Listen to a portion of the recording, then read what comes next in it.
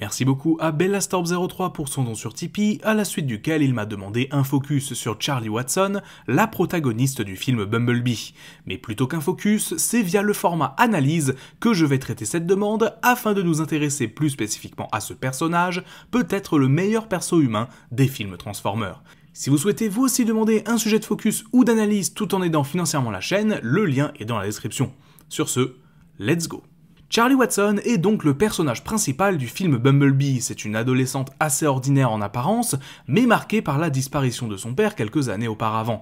Elle est interprétée par Hailee Steinfeld, qui trouve là l'un de ses premiers rôles dans un gros blockbuster, le même mois que Spider-Man Into the Spider-Verse, où elle interprétait Spider-Gwen. Si aujourd'hui son visage vous dit quelque chose de par son apparition dans la série Hawkeye et son intégration au MCU, à l'époque, elle était peu connue du grand public. Elle avait cependant déjà une certaine notoriété, de par une nomination aux Oscars en 2011 en tant que meilleure actrice secondaire et son activité de chanteuse également. Il faut savoir que le personnage de Charlie a été construit petit à petit avant que l'actrice soit castée dans le long métrage. Récemment, je suis tombé sur des concept art réalisés très tôt dans le développement du film, une version dans laquelle l'esthétique était plus proche du Bayverse et la protagoniste visiblement proche du milieu des courses de rue.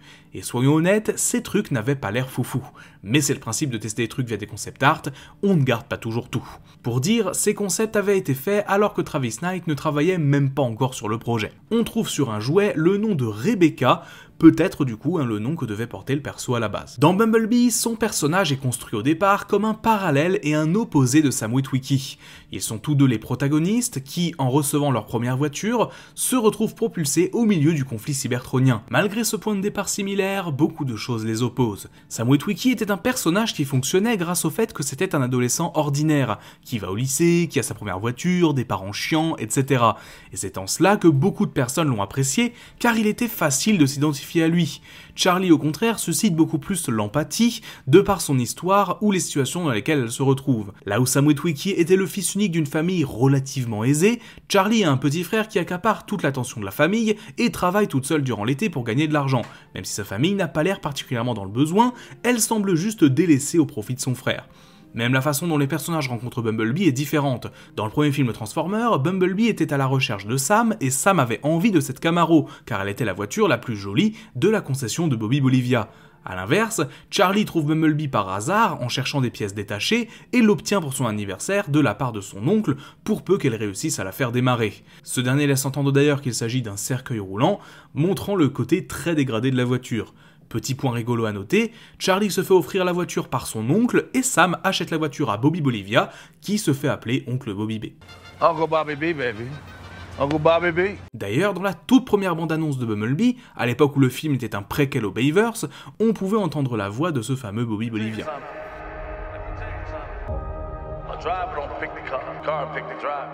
Tout cela implique que la rencontre entre Bee et Sam était moins spontanée que celle entre Bee et Charlie, ce qui n'enlève pas pour autant l'amitié qui s'est créée par la suite. En revanche, cela souligne qu'en tant que personnage, la seule raison qu'a Sam d'être dans le récit, c'est la rencontre entre son ancêtre et Megatron.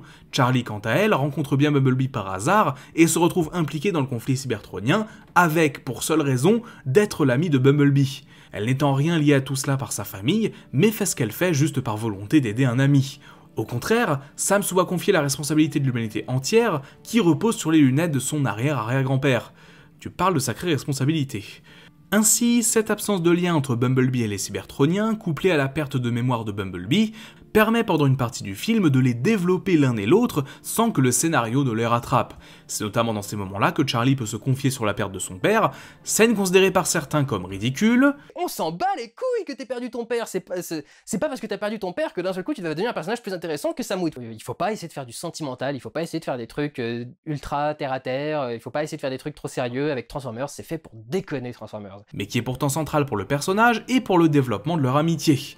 Le fait que certains trouvent que cette scène n'a pas sa place dans un film de Transformers montre à quel point le Bayverse a oublié d'insuffler des émotions dans les personnages cybertroniens, car sans aucune exception, c'est le genre de scène qu'on retrouve dans toutes les histoires de Transformers. Une scène où un humain et un cybertronien se lient d'amitié, partagent des émotions, bref, interagissent comme des personnages concrets et non comme des clichés sur pattes. Pourtant, le Bayverse a souvent suggéré des relations amicales entre certains humains et certains Autobots, sans jamais les développer à l'écran, autre que Sam et Bumblebee, dont les scènes les plus intimistes sont moins nombreuses en 3 films que Charlie et Bee dans un film de 2 heures. Charlie est donc un personnage axé plutôt sur le pathos, elle suscite l'empathie avec une certaine candeur, et je comprends que ça puisse choquer, après 5 films où on a suivi tour à tour, un ado insolent à 2 de la crise de nerfs à chaque scène, et un redneck du Texas. L'histoire du personnage en elle-même est cependant extrêmement classique, mais bien exécutée, reprenant l'archétype du perso un peu paumé, dont une rencontre va changer la vie, en l'occurrence sa rencontre avec Bumblebee, qu'elle sait malgré tout devoir laisser partir. Certains pourront d'ailleurs se demander pourquoi elle se sépare de Bumblebee à la fin du film, bon déjà parce qu'à la base c'était censé être un préquel, bon disons les choses, mais aussi car basiquement elle sait que Bumblebee a une mission, et que cette guerre la dépasse, ayant déjà failli perdre la vie en rencontrant 2 simples Decepticons. Elle est un petit peu finalement dans la situation de Sam au début du 2e film, à savoir qu'elle sait qu'à son échelle, elle n'est qu'une adolescente qui doit vivre sa vie. Bon, sauf que la différence de Sam, elle n'a pas d'éclat du Allspark qui va la faire délirer et avoir des visions. Mais même un développement de personnage classique mais bien exécuté mérite d'être souligné. Dans Bumblebee, le parcours de Charlie en tant que protagoniste est simple mais parlant, que ce soit son aspect un peu candide vu précédemment, mais aussi la façon dont elle parvient à surmonter son traumatisme, illustré par les compétitions de plongeon qu'elle faisait avec son père, qui représentaient un blocage pour elle, jusqu'à ce que la vie de Bumblebee en dépende, ou en tout cas qu'elle s'en inquiète, et qui l'a fait plonger pour la première fois depuis bien longtemps. Cette scène est d'ailleurs le point culminant d'un des aspects souvent survolés ou ignorés du film, à savoir que la relation entre Charlie et Bumblebee marche autant en tant qu'amitié qu'en tant que petite romance. Alors attention, toi je te vois déjà arriver avec ton commentaire sur la mécanophilie, bien sûr que ce genre de choses n'allait pas être exploité dans un film grand public comme Transformers. Cependant, plein d'éléments renvoient à une sensibilité assez énorme entre les 2 protagonistes, bien plus que dans une simple amitié, au point que beaucoup comparent ça à La Forme de l'eau, ou The Shape of Water en anglais.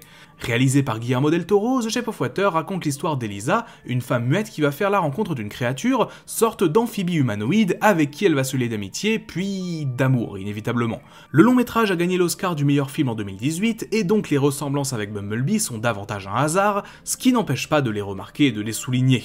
Déjà, chaque film développe la relation entre ces personnages via une utilisation assez régulière des contacts, permettant facilement d'exprimer des émotions lorsque 2 personnages ne peuvent pas interagir directement, notamment car dans chaque cas, l'un des 2, voire les 2, ne peuvent pas communiquer en parlant. Dans les 2 films, l'amitié ou la romance se développe alors que les protagonistes sont traqués par un militaire, Michael Shannon dans La Forme de l'eau, John Cena dans Bumblebee. Et puis il y a ce plan à la fin du film, ce moment où Charlie plonge dans l'eau, l'éclairage, la mise en scène, tout le monde l'a remarqué sur ce coup. Certains se sont plaints du fait que ce n'était pas logique qu'elle plonge dans l'eau comme ça, car elle n'aide pas Bumblebee à remonter en soi, et il aurait pu s'en sortir tout seul. Mais c'est justement la beauté de cette scène, elle affronte son traumatisme passé, symboliquement, en rejoignant celui qui l'a aidé à la surmonter. Et je dois bien le dire, une scène comme ça dans un film Transformers, je suis pas sûr qu'on en reverra de sitôt. Juste une belle scène quoi, innocente mais plein de bons sentiments.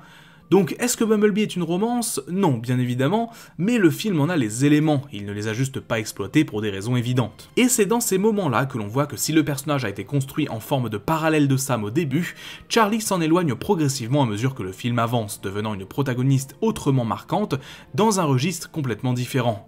Au final, Charlie est une protagoniste qui porte parfaitement le film aux côtés de Bumblebee et qui est l'une des grosses réussites du long métrage, parvenant à apporter de l'émotion et une forme de sincérité à une franchise de films qui, avec The Last Night, semblait avoir atteint le point de non-retour avec le grand public. À l'image de la musique qu'Alice Steinfeld a sortie pour le film, Back to Life, son personnage ainsi que le film Bumblebee ont ravivé la flamme des films Transformers aux yeux des fans. Merci beaucoup d'avoir regardé cette vidéo, j'espère que vous l'aurez appréciée. Si c'est le cas, n'hésitez pas à lâcher un petit like, vous abonner si ce n'est pas encore fait, et activer la cloche pour ne rater aucune sortie. Si vous souhaitez soutenir financièrement la chaîne et demander des vidéos personnalisées, vous trouverez un lien Tipeee dans la description, ainsi qu'un lien Teespring si vous souhaitez vous procurer des t-shirts. Merci encore pour votre soutien, et on se retrouve très vite pour une nouvelle vidéo.